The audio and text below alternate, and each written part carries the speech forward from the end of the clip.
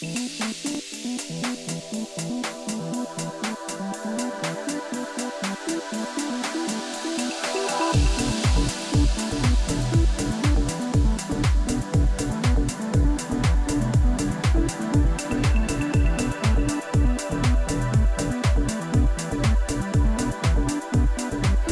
it's Dave at Dave Trains, and for a little update, I'm going to try to get these updates out about every 2 weeks.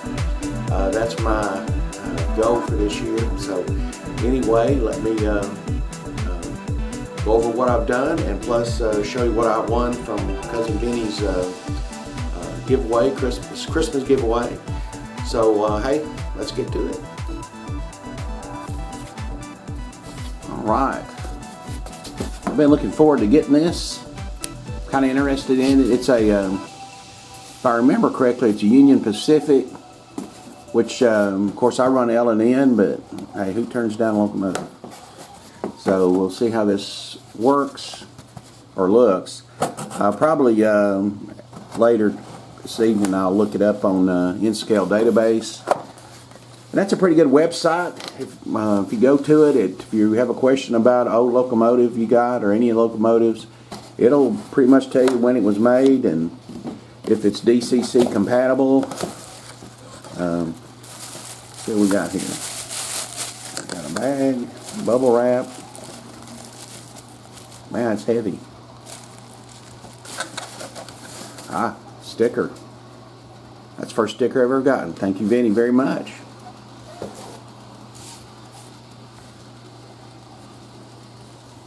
So I've never had a Bachmann locomotive. Got the instructions with it. Dash 8.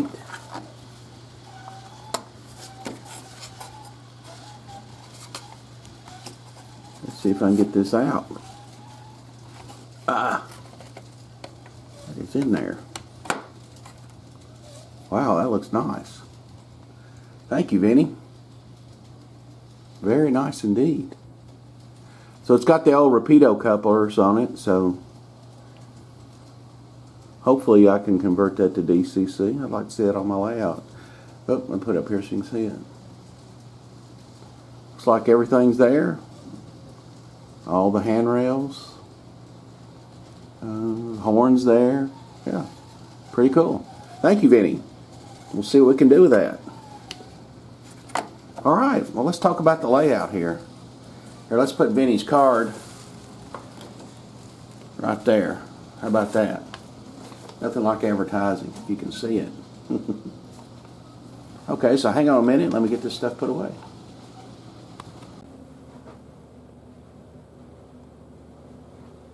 So here's a close-up of this locomotive. It's pretty nice. I like that. It's not L&N though. I took a little break and went upstairs and looked on the NC database, and this is this locomotive was manufactured in 1996. They say it's DCC friendly, but Digitrax does not make a decoder for this. So I did a little search and I couldn't find anybody that put a decoder in one of these or anything. So anybody out there's got any information, I'd appreciate it, because that is a nice looking locomotive. I hate to, even though it is you know, an older one that looks pretty good, I wouldn't mind running it on my layout. So anyway, let me put this aside and I'll show you what I've been up to and what's going on. Well, you can see I've got the track laid all the way around, and this will just basically be the outside portion of the track. This will have a turnout on the outside of this that'll lead to basically a 1 or 2 track staging area. Right now, you can hear that squealing. It's one of these pulpwood cars. I think it's either this Frisco or this white one right here. For some reason, wants to squeal all the time. So anyway, the goal is basically build some flats and make my own flats. to basically cover this back track. Not really a tunnel, but I guess a quasi-tunnel, but using the backs. And then have the urban train running through the town on this side of it. And gave myself plenty of room, and then on the back of that portion is to do some switching. So originally I had used, was looking at these number 4s. I have a bunch of these. I used in my old layout. For road switchers, they do okay with them. You just can't push a lot of cars over them. I tried, did a lot of research and spent a couple of days trying to do different things with these. I know Mike Pfeiffer has a good tutorial on, basically he cuts down the rail on this side to get this the switch to go over to lay deeper inside of the rail right there. I've not done that, and I was really don't want to do that because I'm afraid to tear it up. But there's other people, they've used shims and all kinds of other stuff, and I just couldn't get them to work. And after about 2 days of frustration, I just had some number 6s, and I went to my local hobby shop and bought just a few more to try, and they just work flawlessly. Now this Arnold engine is probably going to get up here at this switch and stop because I only have power on the far end. Oh, he's going to make it. He made it. And normally what I do is I put power on every side of every switch, so I don't have to worry about any dead spots if I want to run multiple trains going through a yard or not. So this is probably pretty much my yard setup. I might put one more switch in to get one more yard line in, but this is not going to be this is going to be more of an industrial yard to drop off cars, and then have a smaller locomotive to do the switching.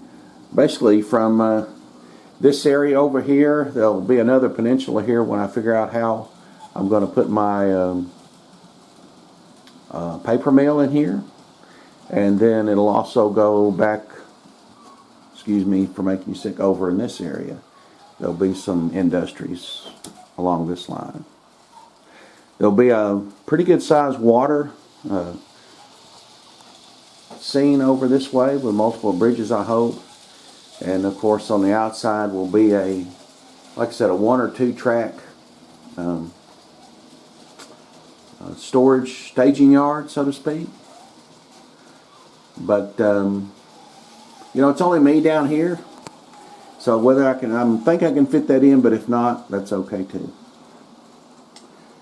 So anyway, I am getting to run some trains. I'm coming down here just about every day and just piddling around, and hopefully get some more track purchased. I'm debating about, I do have some old Atlas track, and I did do some experiments some while ago. These are you get these from Cotto. They're, one side's Cotto and the other can be Atlas.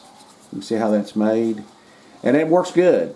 It works flawlessly. So to save a little money and for the trackage behind that's going to be hidden, I might use, I have some Atlas Flex track that I might use to free up my Cotto track there. So let me turn this back around and we'll go from there. Well, a very quick update. Like I said, about every 2 weeks I'm going to try to give an update on the layout, get some things done. I've got one more shelf to build down here for storage. That's the trade-off. I've got to store stuff in here for my wife, and then, but it's not really a big deal. It's not running a multi-level, and so it works out pretty good, really. So anyway, making some progress. Hopefully to make some more progress here in the next couple of weeks, which I'm sure will. But anyway, if you want to follow me along on my little in-scale journey, please hit that subscribe button and give me a thumbs up if you like the video. And as always, I hope you have a good week. We'll talk to you later. Bye-bye.